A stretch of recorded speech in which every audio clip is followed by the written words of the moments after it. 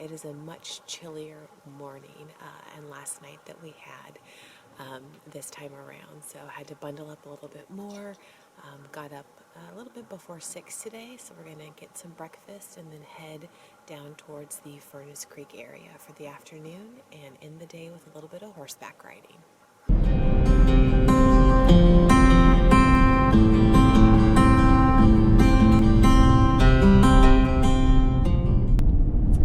We have just passed through the Furnace Creek area and we have got about 17 miles to Badwater Basin. That's going to be the kind of end point of this leg of the drive, and we're just going to auto tour in reverse, heading our way back up to the Furnace Creek area, and then from there we might take one of the other paths and do kind of something on the other side of this mountain range here. But for now, off to Badwater Basin.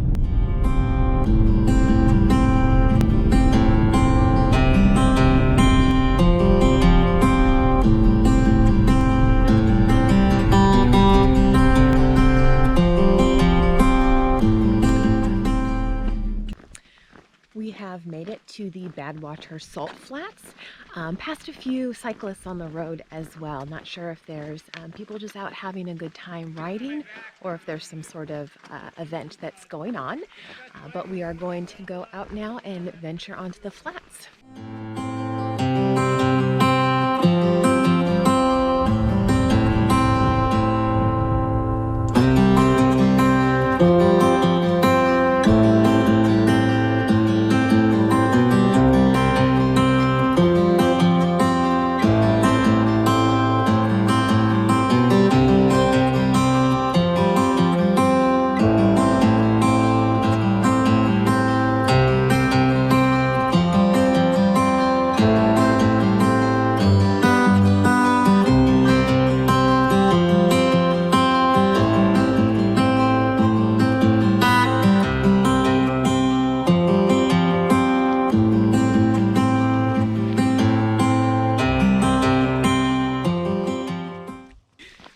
One of the signs near the entrance gave a little glimpse into how this area got its name. So an early surveyor, when he was out marking this area, could not get his mule to drink the water. And so on his maps, he had indicated bad water, and the name just sort of stuck. So this is the Badwater Basin. It's not actually bad water.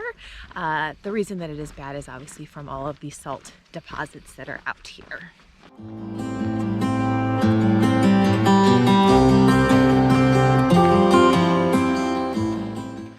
As we're walking on the main path, there's a couple of like spur trails on this off the side. You're not supposed to leave the spur trails, but there are some on there.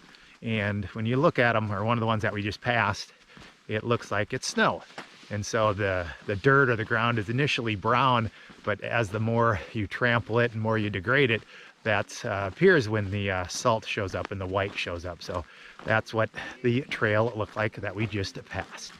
It's about 8:45, about 55 degrees outside, so definitely still a little bit chilly, especially when you're here in the shaded section, like we are with the mountains behind. So we are coming close to where that shade is going to end, and we'll step into the sunlight and hopefully get kind of a different perspective of what these salt flats look like.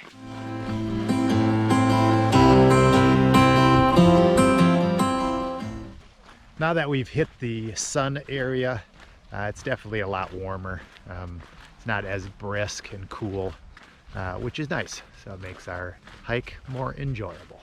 From time to time, I'll pull out a page or two from the AAA magazine that we get. One of the ones that I had pulled out not too long ago was on Badwater Basin, and it had some old-time pictures of the signs that showed the sea level. They ranged anywhere from like 300 to 2-something, so it seems that this area is either ever-changing or people have not been able to kind of come to a consensus on what the actual sea level negativity is that we are here. But if you look over my shoulder, you can see the sign in the rock face that shows what the sea level would be and how far below it we are.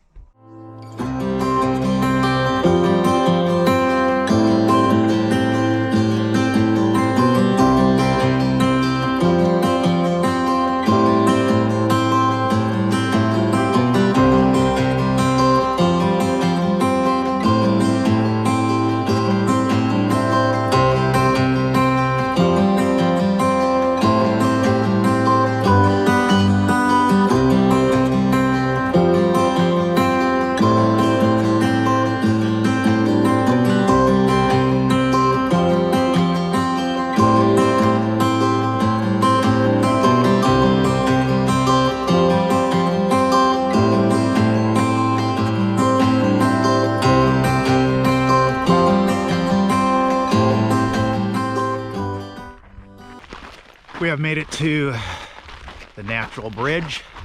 It's a short hike out here. I think it's about 0.3 miles out to the bridge. You can keep going past it to see some other formations, but that is our goal today, just to go out to the natural bridge.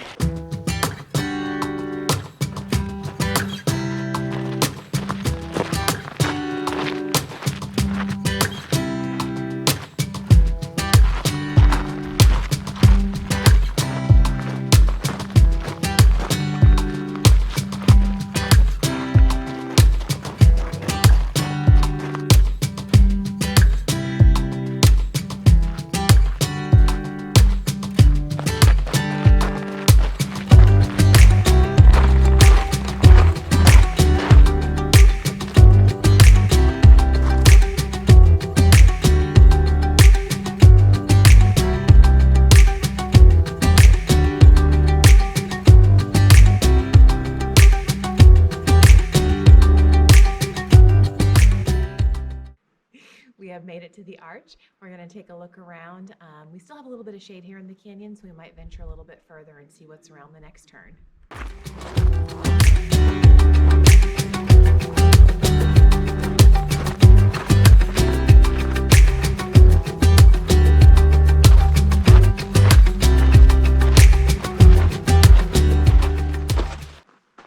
We went a little bit past the arch and ended up at this dry waterfall. The canyon here is kind of sprinkled throughout with these dry waterfalls. This one behind us is pretty impressive looking, so we made sure to stop and take a few pictures and soak it all in.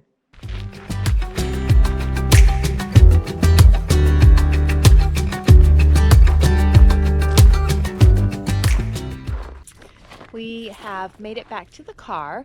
GPS says we ended up doing about 1.3 miles for the little trek, but it was pretty neat. You know, you get to see the arch and then the dry waterfalls, which are a little bit unique. I don't know if I really can recall seeing something like that before, but definitely an enjoyable time.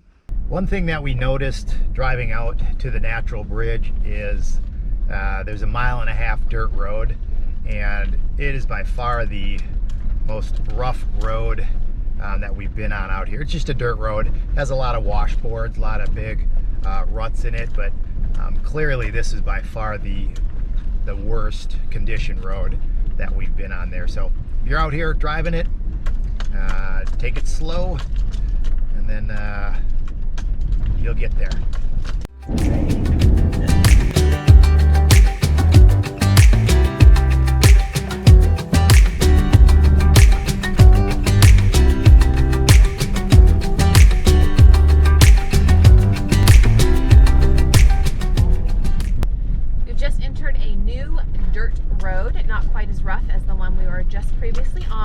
But it is taking us to the Devil's Golf Course. The note I had said it is a area of jagged spires. It's rock salt that's been eroded by wind and rain that's created those jagged spires. So off to the Devil's Golf Course.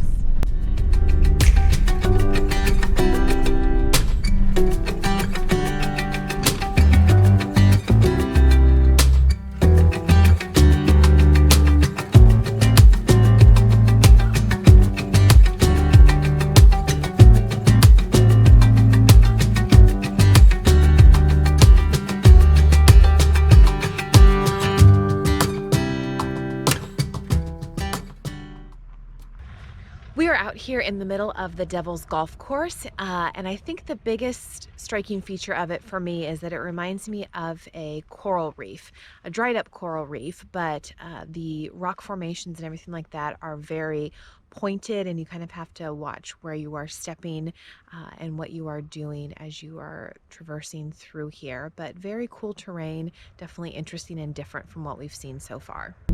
Our next stop on our otter tour in reverse is the Artist Point. It is a 9-mile one-way drive through kind of the canyons and things like that. So it says it's supposed to have a lot of overlooks and vistas and things like that that you can stop and take in the scenery and grab some pictures.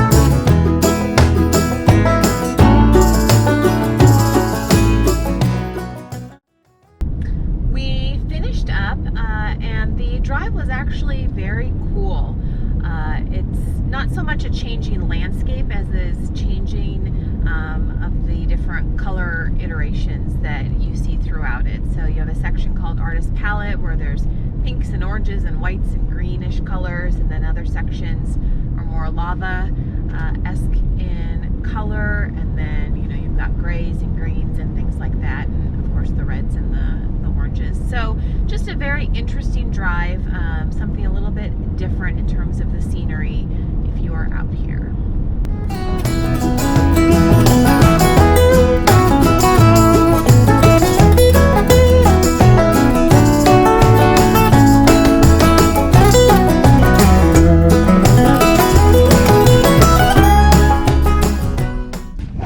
Made it here at Zabriskie Point.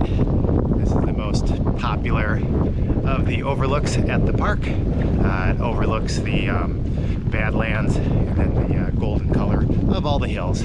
It's just a short walk up this paved path.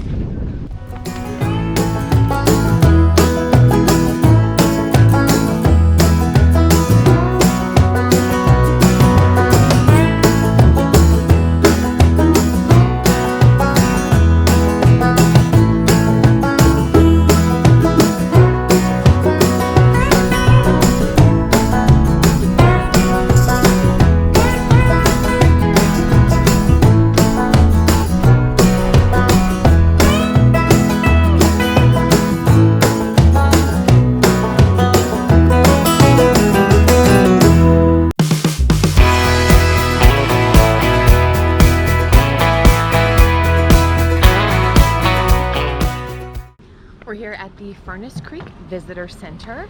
We're going to go in and explore a little and then find out where we're supposed to check in for the horseback riding. They told us that it is behind the Oasis, but we're not quite sure where exactly that is.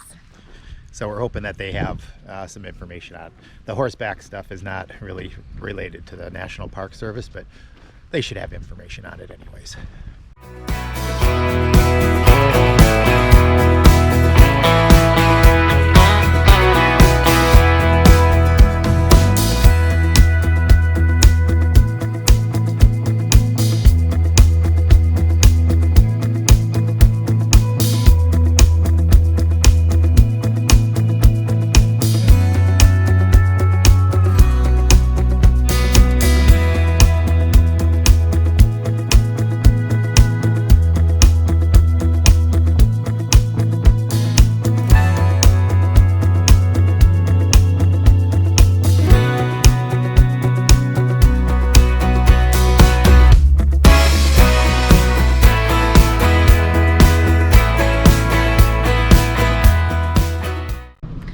So hottest, driest, lowest is what Death Valley is known for. It talks about here how the rainfall is on average less than 2 inches a year. Yet of the 4 days that we're going to be here, 2 of them so far we have had rain. So we have got to experience a little bit different from what they have predicted.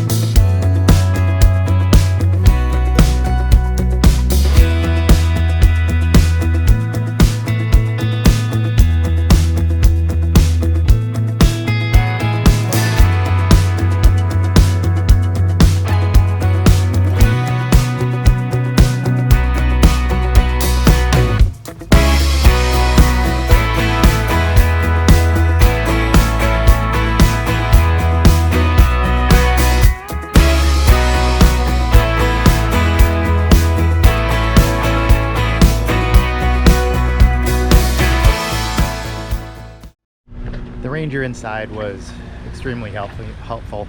Kelly was able to ask him about the horseback tours. Although it's not affiliated with the park, he was able to basically guide us in the right direction so that we know where to check in and go find it. we had finished up at the visitor center and found out where we were supposed to be going for the horseback riding. Ended up with a little bit more time than we had expected, and so we threw in one more stop for today. We are headed to Dante's Peak. It looks like it's about a 40-minute drive, so it will be a quick there and back to make sure that we can still make it in time for the check-in at the horseback riding. But it should be fun, a stop that we had not planned.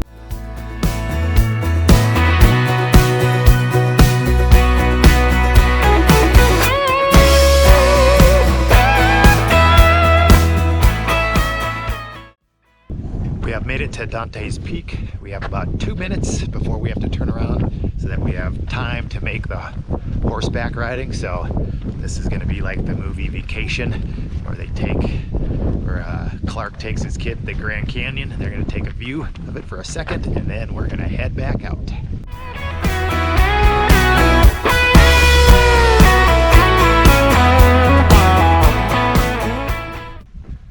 Okay, 2 minutes, and that was about it. Time to drive back down to Furnace Creek to go to the stables and hook up with the horseback riding company. I don't know.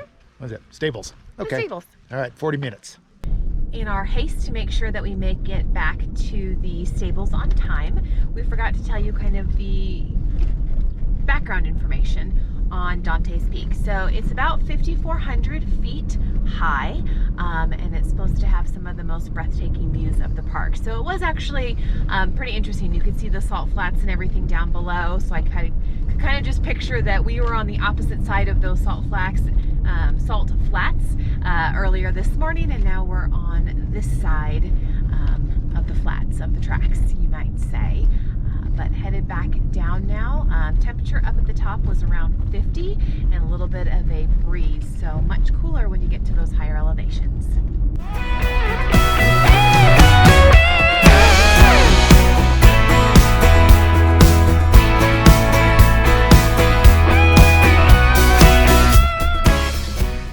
We have made it to the Furnace Creek Ranch stables. We're a little bit early, but we're going to go check in just to see what type of gear we need or what we can bring or any type of recommendations they have for this.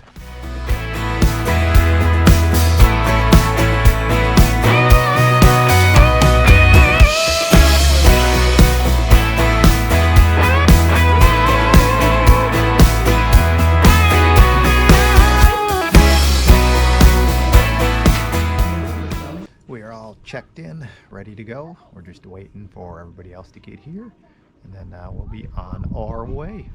Looking forward to it. Looks like a pretty big group, so I'm not sure where we'll end up in the scheme of things, if we're going to be front, middle, or back, but it should be a fun time. Get on from the left side, reach up with our left foot, pull ourselves over. We'll get both stirrups. I'm going to adjust them for you. Keep your reins in your hands all the time. It's okay if you want to take pictures or drink from your water bottle or whatever you'd like to do, but just keep holding your reins. This is how you control.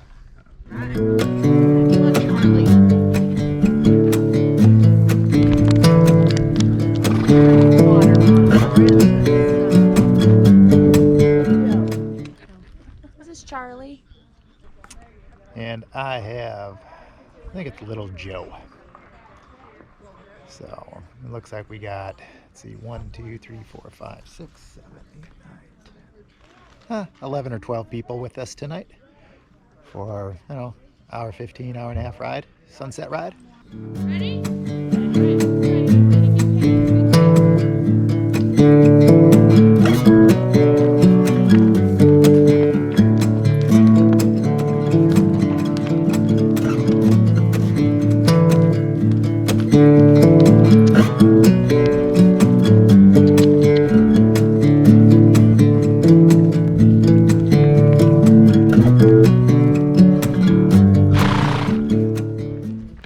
We just saw some wildlife. We saw a really mangy coyote.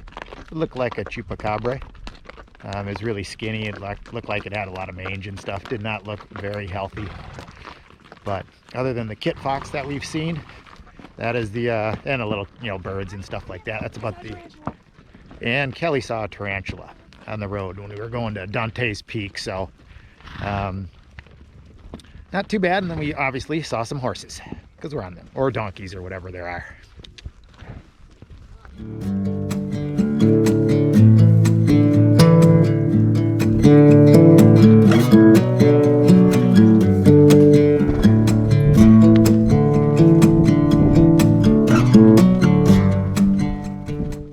Sun's still about a little bit above the mountains. We probably have about 10 minutes or so before the sun goes behind the mountains. One of the things they recommended when we checked in is to have, some type of bandana or something covering your face, because you can see there's a lot of dust. And so we're lucky that we had our sun gaiters in there. And so we picked them up. And I'm glad we did.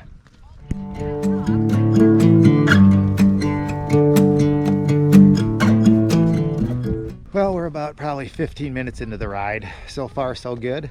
This is my first time ever being on a horse, so didn't know what to really expect, but so far, so good. And Kelly's ridden a horse before, so she's more experienced than me, but she's doing well. So we'll see how the next 45 minutes goes.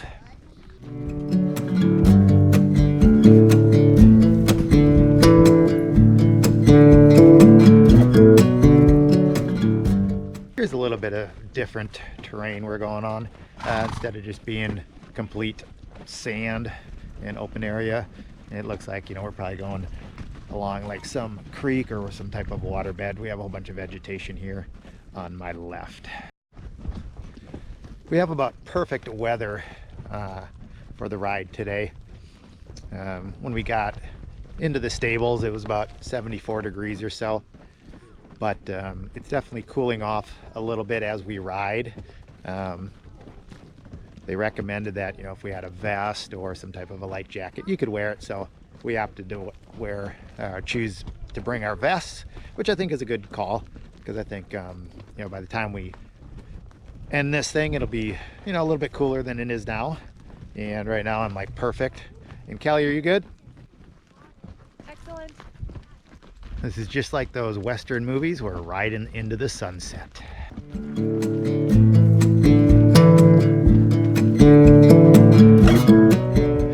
We are a half hour into our ride and about 1.25 miles into our trip.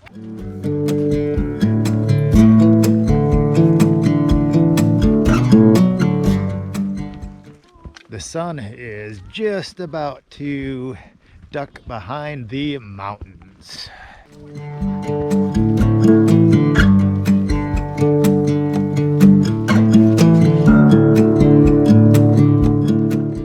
We have stopped to take a break here, and it's pretty nice. One of the employees here at the stable, who's riding with us, he's going around and taking pictures of everybody. So we got to use Kelly's camera and take a picture of us on the horsebacks. As the sun goes down, if you look across, what we get, is a nice golden, like a golden hour for photography, where the sun just hits just at the right spot. We've hit that point right about now, and some of the mountains that we're going into right now.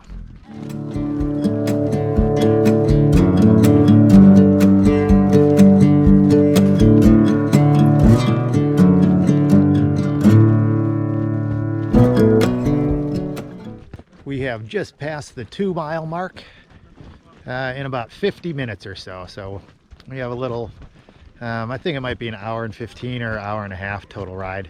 So we got a little bit left to go. And as the sun continues to go down, the temperature continues to go down a little bit. So still not cold by any means, but I think we made the good choice of bringing the vests and having them on.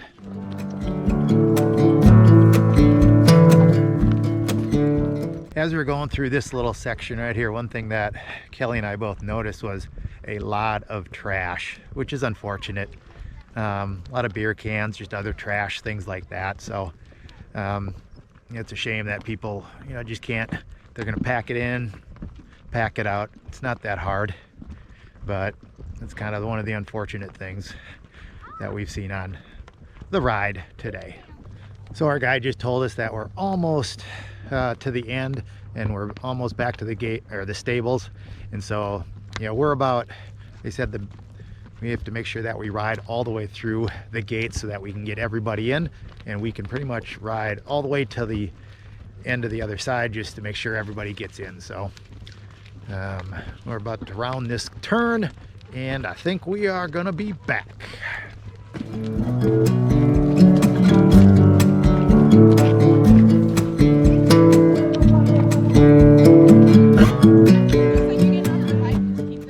How you do? Excellent.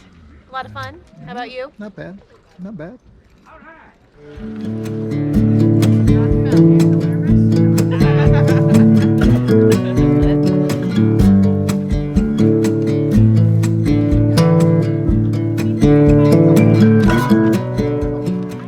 You made it.